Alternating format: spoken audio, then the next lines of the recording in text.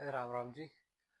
आज बहुत ही मज़ा आने वाला है क्योंकि आज जो मैं एग्जाम्पल देने वाला हूँ जिस प्लेन का और जिस योग की बात करने वाला हूँ वो योग आपने वैसे भी यूट्यूब पे कई बार सुना होगा, बट आज उसके बारे में मैं कुछ आपको एक्स्ट्रा बताने वाला हूँ।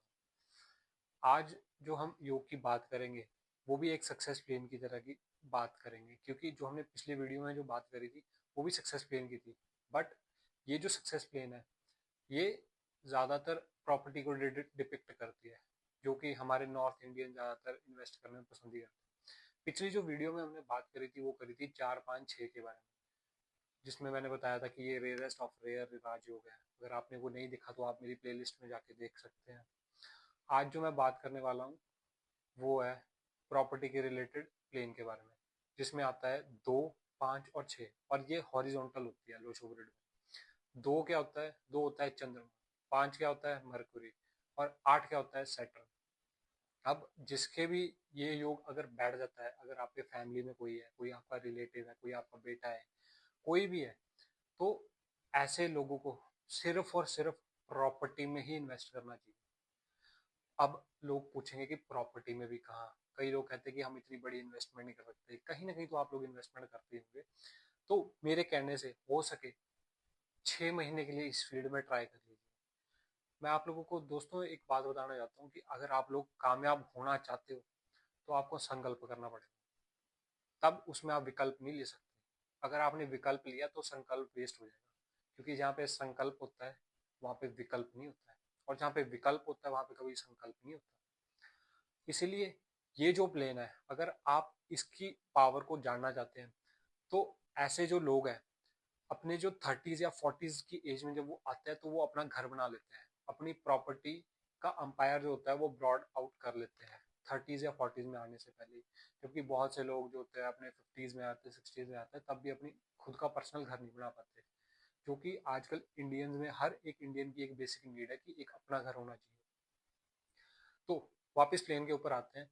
अब जिसके पास भी ये प्लेन है तो उसे सिर्फ और सिर्फ रियल एस्टेट में, प्रॉपर्टी में इन्वेस्ट करना चाहिए। अगर लोग कहते हैं कि यार हम उसकी कंस्ट्रक्शन करके बाद में बेच नहीं सकते, कि कंस्ट्रक्शन में बहुत ज़्यादा खर्चा होता है, तो आप एक काम करिए, उसे प्लॉट ले लीजिए। प्लॉट को आने वाले टाइम में कुछ ना टाइम बाद उसके प्रॉपर्टी के रेट बढ़ेंगे ही। बाकियों के चाहे प्रॉपर्टियों के रेट गिर जाएंगे, पर जो आपकी प्रॉपर्टी होंगी उसके कभी भी जो प्राइस है वो डेप्रिशिएट नहीं होगी। ऐसा ये राजयोग है। वो जो प्रॉपर्टी है वो हमेशा अप्रिशिएट ही होगी और आपको कुछ ना कुछ अच्छा दे के ही जाएगी।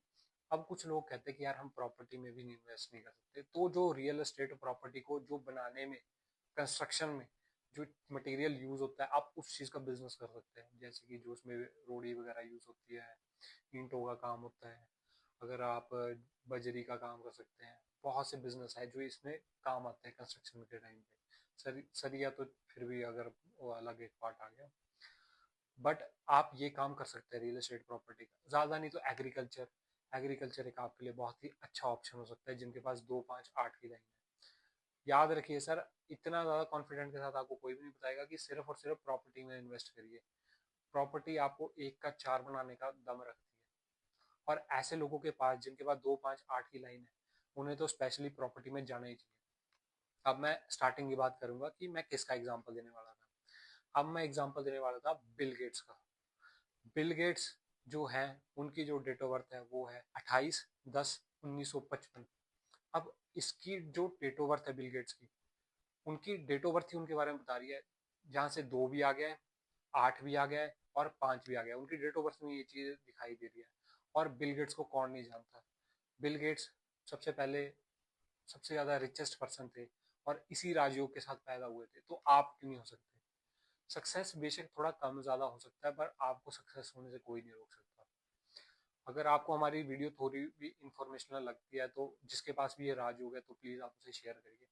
और धन्यवाद मुझे इतनी देर तक शांति से सुनने के लिए।